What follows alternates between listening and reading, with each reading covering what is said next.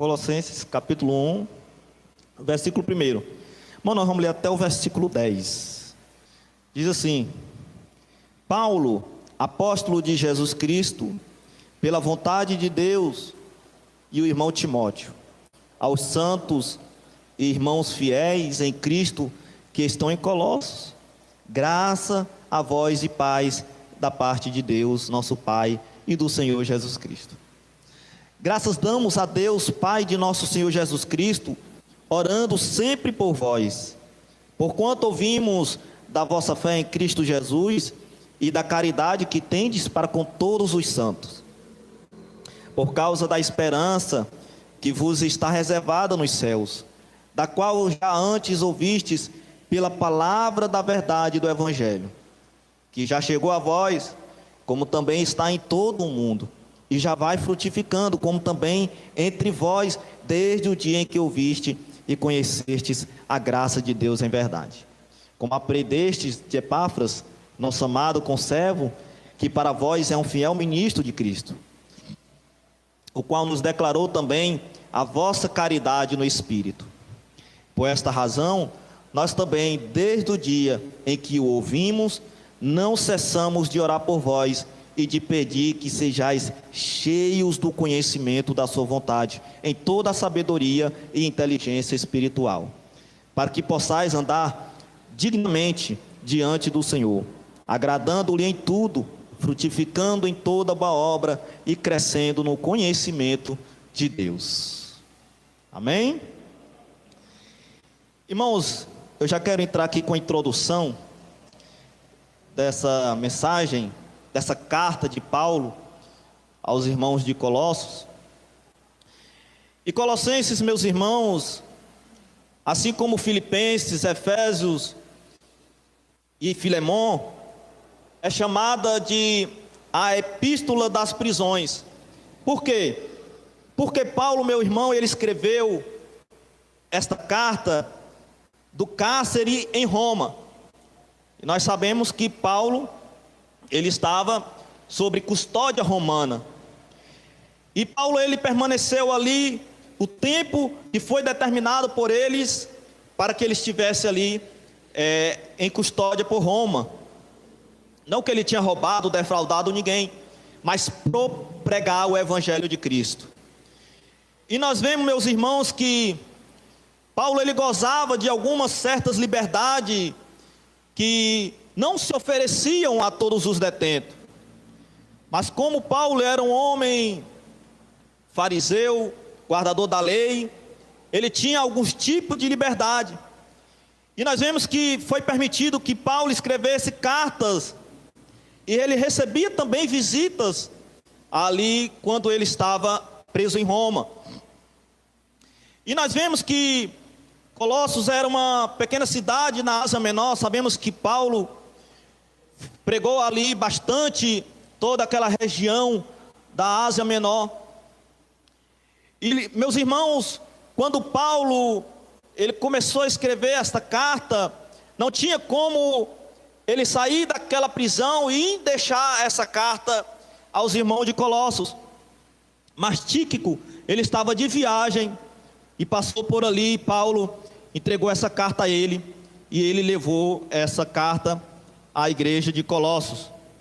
Essa igreja que foi fundada pelo irmão Epáfras, como ele diz no versículo 7, que Epáfras ensinava os irmãos, ensinava com toda diligência aos irmãos da igreja de Colossos. Então Epáfras, ele foi o fundador daquela igreja de Colossos. E ele também, provavelmente, Epáfras foi um homem que foi evangelizado por Paulo. Quando Paulo pregou ali bastante para os irmãos de Éfeso, Epáfras, ele estava talvez por ali naquela região, e ele recebeu aquela mensagem e se converteu. E ali Epáfras, ele abriu aquela igreja em Colossos, amém? Então, irmãos, e nós vemos que essa carta direcionada aos Colossenses, meus irmãos, o propósito de Paulo foi escrever essa carta para refutar ensinos heréticos, ensinos heréticos que tinham surgido naquele momento, naquela época, a respeito, meus irmãos, de Cristo, que estava causando confusão entre os irmãos que estavam ali. E esta carta foi para combater essas heresias, porque estava surgindo, meus irmãos, uma espécie de ensinamento gnóstico, e esse ensinamento estava embaraçando a mente dos irmãos. E Paulo ali, levantado por Deus mais uma vez, ele foi direcionado àquela igreja para combater esses ensinos heréticos. Então nós já vemos aqui que um principal papel do cristão é combater as heresias. Amém? E não, irmão, nós vamos aqui, o versículo 1, vai ser uma pregação temática e expositiva ao mesmo momento, amém?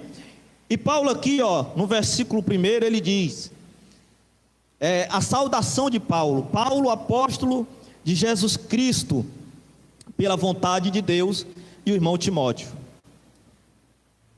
aos santos irmãos fiéis em Cristo que estão em Colossos, graça a vós e paz da parte de Deus, nosso Pai, e do nosso Senhor Jesus Cristo. Então, meus irmãos, nós vamos perceber algo aqui neste versículo 1, que Paulo, ele sempre dizia que ele era o autor da carta. E também vemos que Paulo, na maioria de suas cartas, ele dizia: Paulo, apóstolo de Jesus Cristo, pela vontade de Deus.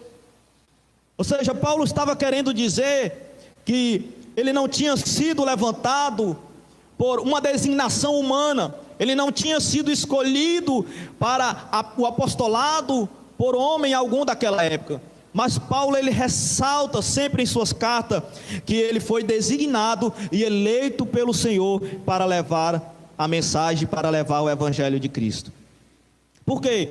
Porque os falsos profetas, os hereges, eles queriam combater a Paulo e querer dizer que Paulo se exaltava apóstolo.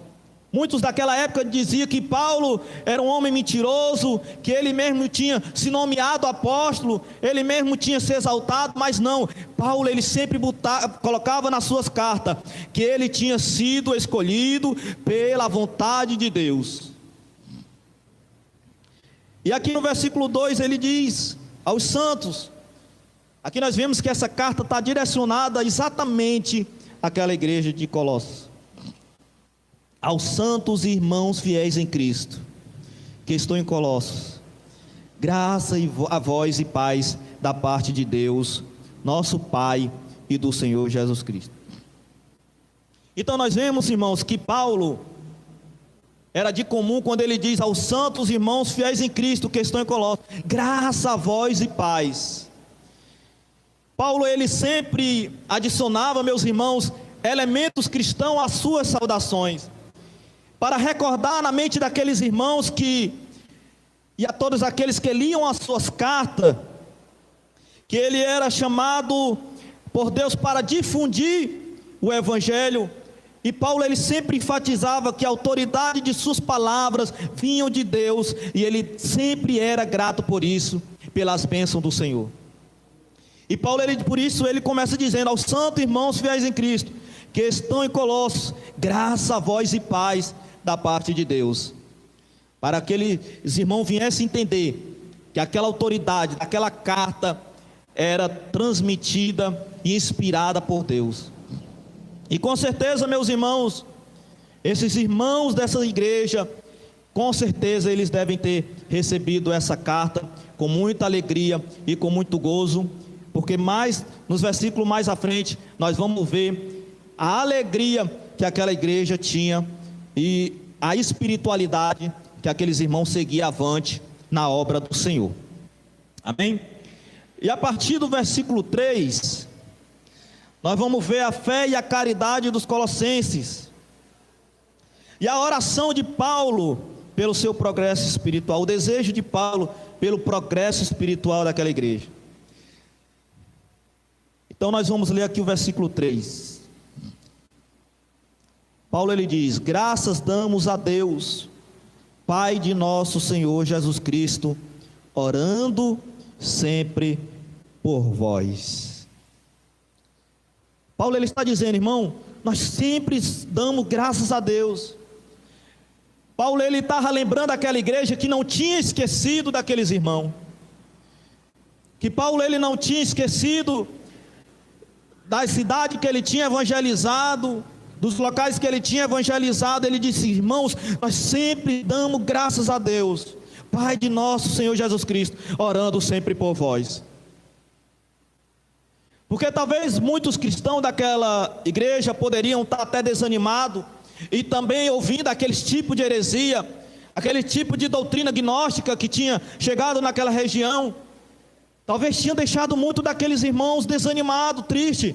E Paulo, ele disse: irmão, nós sempre estamos aqui dando graça a Deus por vós, e orando sempre por vós, para que aquela igreja venha receber aquela alegria e dizer: não, Paulo, ele não se esqueceu de nós. Paulo, ele está orando por nós. E aqui Paulo, ele diz: graças damos a Deus, Pai de nosso Senhor Jesus Cristo, orando sempre por vós. Uma prática que Paulo também tinha era a prática da oração. Vemos que Paulo, ele não tinha apenas a prática do evangelismo, a prática missionária, não, mas também ele demonstra aqui que ele tinha também essa prática da oração, que nós estamos aqui sempre orando por vós. Então, meus irmãos, com esta carta, Paulo, ele vem combatendo uma heresia da época, como eu disse para os irmãos, uma heresia similar ao gnosticismo, ou seja, que acreditavam que se tinham que ter certo conhecimento espiritual, especial, um conhecimento além das escrituras, para ser aceito por Deus.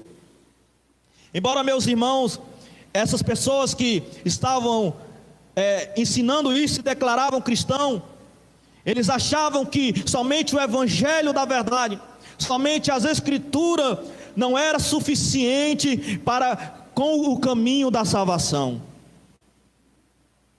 E nós podemos perceber, meus irmãos, que não é diferente do nosso dia. Muitos ainda têm esse pensamento gnóstico de que tem que ter um conhecimento especial, um conhecimento extra bíblico, para que ele venha alcançar a salvação. E nós vemos que todo ensinamento que não está embasado com as santas sagradas escrituras são ensinamentos e doutrinas de homens, são ensinamentos, meus irmãos, e preceitos criados pelo próprio homem. Muitos ainda estão aí dentro de muitas igrejas evangélicas, mas que ainda têm esse pensamento gnóstico em suas vidas. Não, para eu ser salvo, eu tenho que fazer a penitência. Para eu ser salvo, eu tenho que ser dizimista fiel. Para eu ser salvo, eu tenho que andar com roupas compridas, eu tenho que fazer isso, eu tenho que fazer aquilo. E nós vemos, meus irmãos, que este pensamento bíblico para ser salvo, meus irmãos, está acabando com a vida espiritual de muita gente, porque está levando a estas pessoas a maldição e a condenação eterna. E nós vemos que Paulo, ele vem combatendo em todas as suas cartas, principalmente essas cartas aos Colossenses. Se nós for fazermos um paralelo à carta de Efésios, Filemão, Paulo, ele está combatendo, meus irmãos, igualmente a estes pensamentos heréticos daquela época. Vamos aqui para o versículo 4. Porquanto ouvimos da vossa fé em Cristo Jesus e da caridade que tendes para com todos os santos. Paulo estava falando para Epáfras: porquanto nós, os ministros, nós temos ouvido da vossa fé em Cristo Jesus. Eu tenho ouvido, Epáfras, que a fé que a igreja eu tenho ouvido também da caridade que a igreja se encontra e que cada um tem para com seu irmão. Da caridade que cada um tem para com os seus santos. Os seus santos eram os irmãos. Nós somos eleitos, santos do Senhor, escolhidos por Deus. Então quando Paulo ele se refere dizendo que tendes para com todos os santos, quer dizer, para com todos os irmãos que estão aí. Eu tenho ouvido falar da fé, da caridade que vocês têm. E um dos dois pilares, meus irmãos, que os verdadeiros cristãos têm que ter. Por que é que eu me refiro assim, que os verdadeiros cristãos têm que ter? Porque assim, meus irmãos, como tem a cédula falsa, também tem a cédula verdadeira. Se você encontrar uma cédula na rua, você pode pegar aquela cédula, achar que ela é real, verdadeira, ela tem valor, mas se você for consultar aquela cédula cuidadosamente, você vai ver que ela é uma cédula falsa. Ela tem aparência de verdadeira, mas se você for olhar cuidadosamente, você verá que é uma cédula falsa. Então, assim como tem os verdadeiros cristãos, também tem os falsos cristãos. Por isso, um dos dois pilares que nós, a igreja de Cristo, os verdadeiros cristãos, temos que ter, assim como essa igreja tinha, e Paulo observou que essa igreja tinha, é a fé e o amor. A caridade e o amor e a fé. A caridade e a fé. Então, meus irmãos, quando se fala a respeito da fé que aquela igreja tinha, e a respeito da fé que nós temos que ter, meu irmão, não é aquela fé que tudo você aceita de imediato, sem antes consultar, sem antes verificar. Porque a fé é falsa, uma fé enganosa, meus irmãos, ele recebe tudo aquilo, achando que vem de Deus. Mas se você for olhar cuidadosamente, você verá e observará que aquilo não vem de Deus. Então a verdadeira fé, que é dom de Deus, ela não aceita tudo sem antes verificar e estudar minuciosamente. Se eu e você, meus irmãos, temos fé, quando a gente recebe uma palavra de alguém, o que é que acontece? Hoje, como você é eleito, predestinado do Senhor, escolhido por Deus, quando você recebe uma mensagem de alguém, o que é que nós fazemos? Nós vamos logo verificar se está de acordo com a palavra de Deus. E é isso, meus irmãos, que é ter uma fé que está embasada de acordo com a palavra de Deus. Não é aquela fé que tudo aceita sem verificar. Não, o pastor disse que eu fizesse uma campanha, um propósito tal, de ir ao monte, de ir não sei para onde, e fazer fogueira santa, como o pastor Jardel diz, né? Faz a fogueira santa, sem antes verificar a palavra de Deus, meus irmãos. Isso só demonstra que isso não é uma fé que está embaseada de acordo com a palavra de Deus.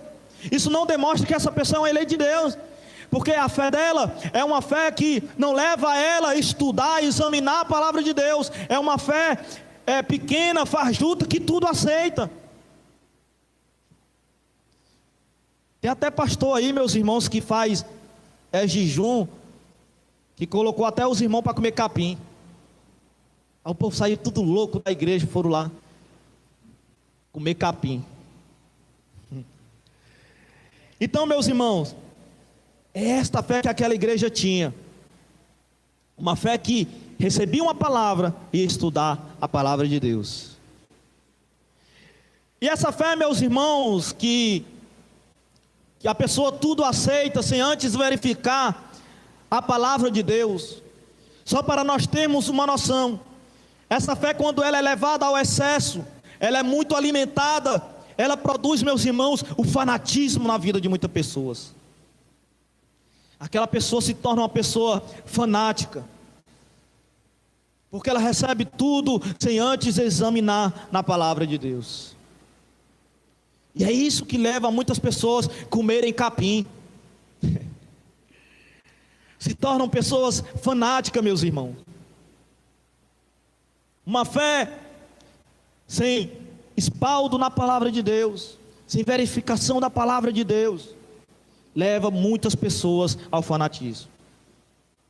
Sabe o que é que esta fé, meus irmãos, sem examinar, sem verificar a palavra de Deus, faz as pessoas saírem daqui para o Canindé a pé, no sol quente, com uma chinela havaiana. Teve um irmão uma vez que diz, não lembro quem foi, que com dois pó, levava 4 pás de...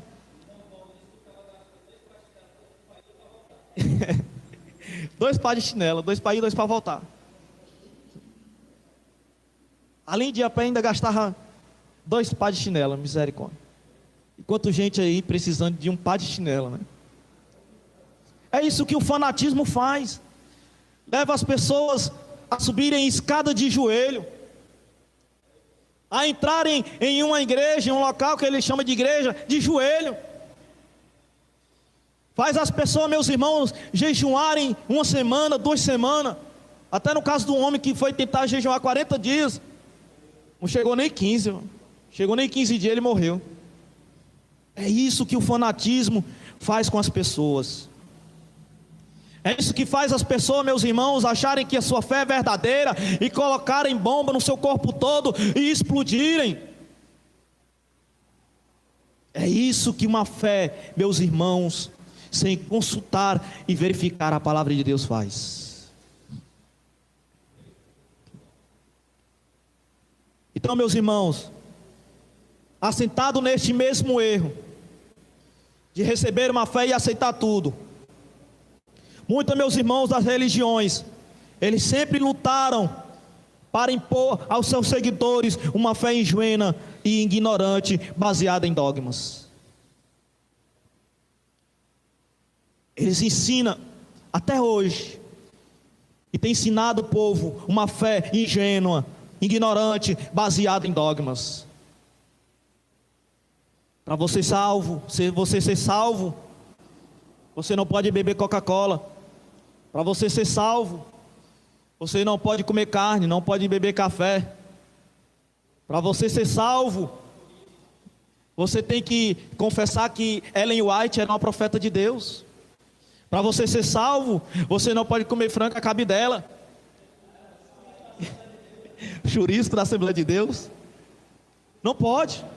Baseado em dogma. E é esse ensinamento, meus irmãos, que tem levado a pessoas à maldição. Mas a verdadeira fé, meus irmãos, a verdadeira fé é aquela que se apega com a verdade, sem jamais compactuar com a mentira. A verdadeira fé, ela se apega com as sagradas escrituras. A verdadeira fé, ela se apega com o evangelho de Cristo. A verdadeira fé, meus irmãos, ela não compactua com a mentira e com o engano.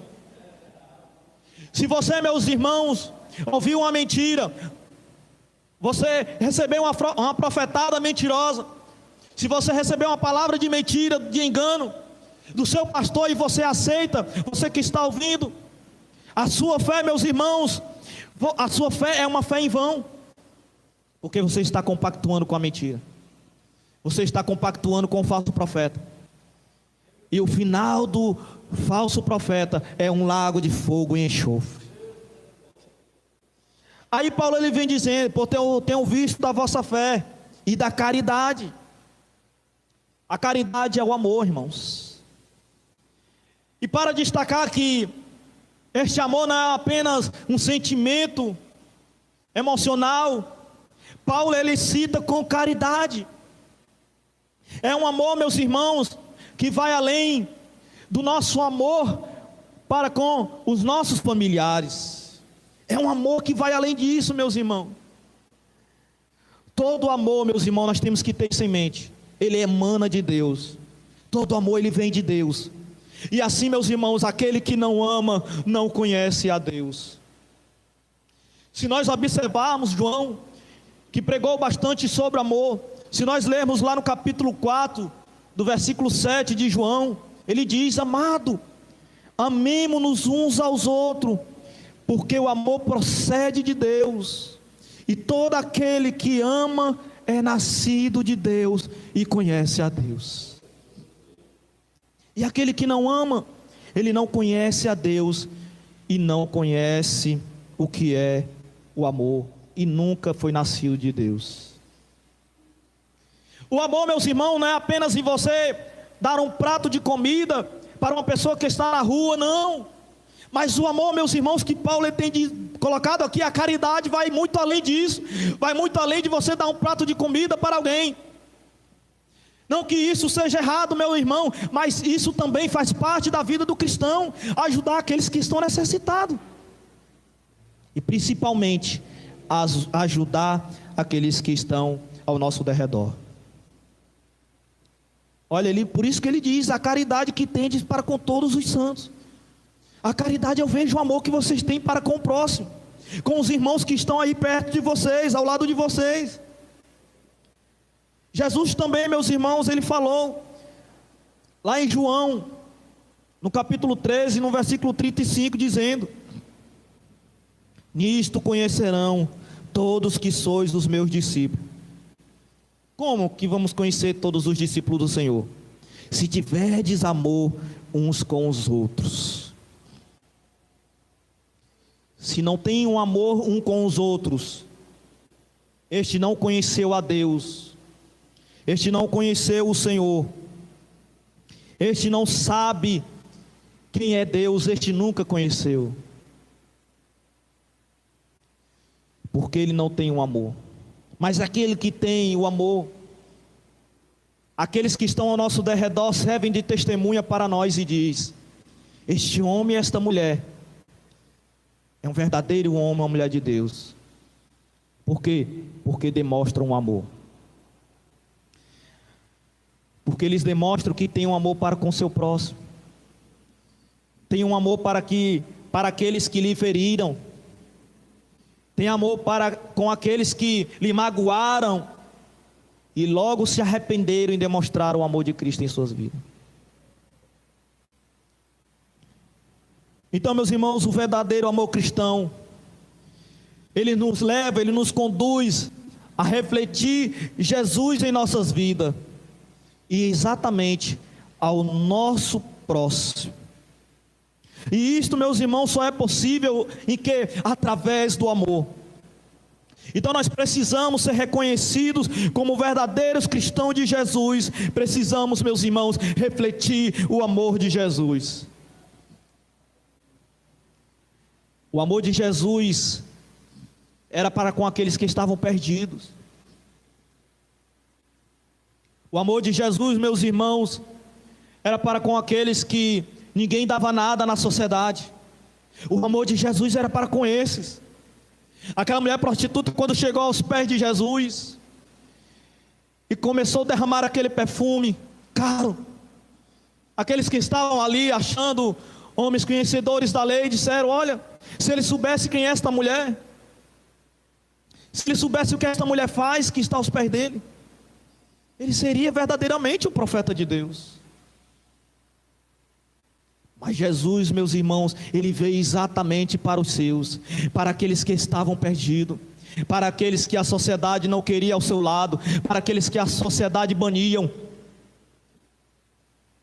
E quantos de nós, meus irmãos, endurecemos o nosso coração para aqueles que nunca ouviram o Evangelho, para aqueles que ainda estão nas heresias, para aqueles que estão apostatados na fé, meus irmãos, para aqueles que saíram, se afastaram e estão, meus irmãos, deram ouvido às heresias, e aqueles que estão até sem força para querer voltar, mas não tem uma palavra de ânimo, uma palavra de esperança.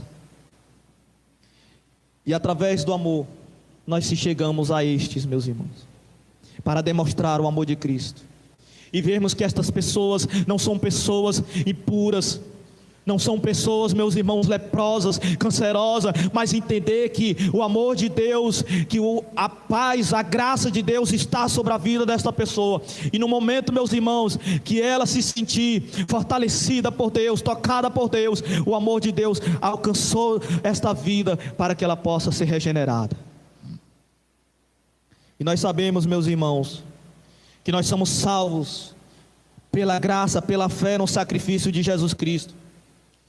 Irmão, nós somos salvos pela graça, pela fé em Jesus Cristo.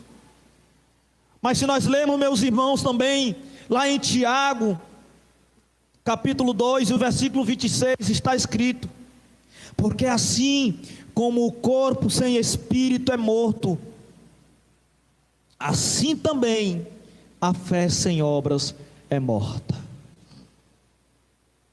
Sou salvo pela graça e fé em Cristo Jesus, não preciso fazer mais nada, ficar de braços cruzados, deitado na rede, cantando eu quero trabalhar para o meu Senhor, está tudo bem, está tudo ok. Mas olha o que é que Tiago vem dizer: porque assim como o corpo sem espírito é morto, assim também a fé sem obras é morta. Ah, irmão, eu tenho fé, eu estou aqui na minha igreja há mais de 40 anos, colocando meus votos, o voto do livramento, colocando o voto do dízimo, colocando o voto da reunião, colocando o voto de campanhas e mais campanha, do sangue de Jesus tem poder. Meus irmãos, não é esta fé que eu estou te falando, não é a fé que te leva a você se sacrificar, não é a fé que te leva a se sacrificar para sustentar falsos profetas, não, meus irmãos. Mas é a fé que demonstra a caridade, o amor para com o seu próximo. É a fé, meus irmãos, que faz com que você examine a palavra de Deus minuciosamente, irmão, e vê se está de acordo com a palavra de Deus. No momento, meus irmãos, que nos colocamos a praticar o verdadeiro amor cristão, nós somos levados pelo Espírito Santo de Deus a agir.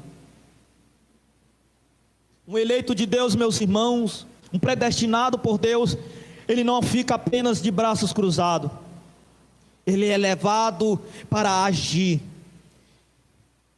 E esta ação, meus irmãos, sempre estará centrada no amor para com o próximo.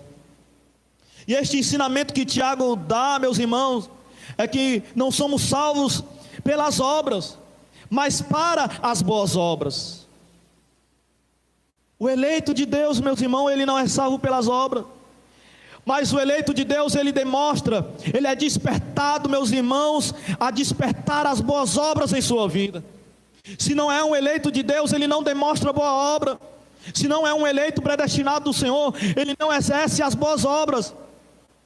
A sua vida é levada a uma vida de escândalo, de glutonarias, é uma vida levada de sensacionalismo, não é uma vida que leva a ele para as boas obras. E estas boas obras, meus irmãos, refletem na verdade prática deste amor de Deus. Então, meus irmãos, nesta manhã, a você que está ouvindo pela transmissão, a você que está aqui, você tem cumprido, meus irmãos, com esse mandamento de Jesus? Qual tem sido, meus irmãos, o nosso testemunho cristão? Será que em meio à sociedade, os seus vizinhos, a sua casa, a sua família, será que você tem sido reconhecido como verdadeiro cristão de Jesus, pelo amor que você tem transmitido? Ou será que as pessoas ao seu redor têm olhado para você e dito: como é que pode esse homem dizer que é um crente, um servo do Senhor, ignorante, bruto, sem amor para com os bons? Que amor é este? Que espécie de crente é este? Será, meus irmãos, que nós temos sido como uma cédula falsa e não uma cédula verdadeira? Será que você tem sido reconhecido como um verdadeiro cristão de Deus? E esta igreja que Paulo falou: olha, eu tenho visto a caridade que vocês têm para com todos. E aqui no versículo 5, Paulo diz: por causa da esperança que vos está reservada nos céus, da qual já antes ouviste pela palavra da verdade do Evangelho. Quando Paulo, meus irmãos, ele afirma que nossa esperança está guardada nos céus, ele está enfatizando a nossa segurança cristã. Então, meus irmãos, como nós sabemos que nosso destino final é a nossa salvação, nós estamos assegurados disso. E disso, meus irmãos, nós somos livres, a fim de viver para Cristo e amar uns aos outros. E já no versículo 6, Paulo ele diz, que já chegou a vós, como também está em todo o mundo, e já vai frutificando. Como também entre vós, desde o dia em que ouviste e conheceste a graça de Deus em verdade. Que já chegou a vós, como também está em todo o mundo. E o grande detalhe deste versículo é que Paulo diz, olha, este evangelho que já está, chegou a vós e já está a todo mundo, e já vai frutificando. Este evangelho não parou, meus irmãos. Este evangelho não ficou pausado na história. Este evangelho foi frutificando. E entre os irmãos e a igreja de Colossos, este evangelho foi frutificando. Então esses irmãos, eles já não procuravam mais servir a si mesmo, a não ser a servir a Deus. Ou seja, frutificando este evangelho da verdade. E nós, meus irmãos, como eleitos do Senhor, predestinados do Senhor, nós não podemos, meus irmãos, pausar este evangelho. Nós não podemos parar, meus irmãos, de combater as heresias, os falsos profetas, ensinar o povo a verdade. Nós temos que levar este evangelho e frutificar cada vez mais. E no versículo 7, ele diz, como aprendeste de Epáfras, dia em que ouvimos, não cessamos de orar por vós. Olha, Paulo colocou mais uma vez oração, nós não cessemos de orar por vós, e de pedir que sejais cheios do conhecimento da sua vontade, em toda sabedoria e inteligência. No versículo 9, Paulo diz, olha, por esta razão nós também, desde o dia em que ouvimos, não cessamos de orar por vós. Para quê? De pedir que sejais cheios do conhecimento da sua vontade. Nós temos orado pela essa igreja, para que vocês venham ser cheios do conhecimento. Era isso que Paulo estava dizendo. Para que, em todo o conhecimento da sua vontade, em toda a sabedoria e inteligência espiritual. Para que aqueles irmãos não viessem se poluir com aqueles tipos de doutrina que estava surgindo naquela época. Parecida com a doutrina do gnosticismo. Paulo estava dizendo, nós temos orado para que vocês sejam cheios. Então quando a gente diz, irmão, examinar as escrituras cuidadosamente, para vocês não serem enganados, é exatamente para que vocês possam ser cheios do conhecimento da vontade de Deus. E no versículo 10, para encerrar, para que possais andar dignamente diante do Senhor, agradando-lhe em tudo, frutificando em toda boa obra, e crescendo no conhecimento de Deus. Então ele orava para que a igreja viesse ser cheia do conhecimento, para que assim possais andar dignamente diante do Senhor, agradando a Deus em tudo, frutificando em toda boa obra. Olha aí, Paulo falando da frutificação em toda boa obra, irmão. Nós não somos salvos pelas obras, mas para as boas obras. Entendeu? Então, exatamente isso, para que vocês possam frutificar em toda boa obra e crescendo no conhecimento de Deus. Amém? E este mesmo desejo, meus irmãos, é que nós temos para com cada um dos nossos irmãos. Nós possamos crescer em toda boa obra, no conhecimento, na caridade, na fé e no amor. Amém?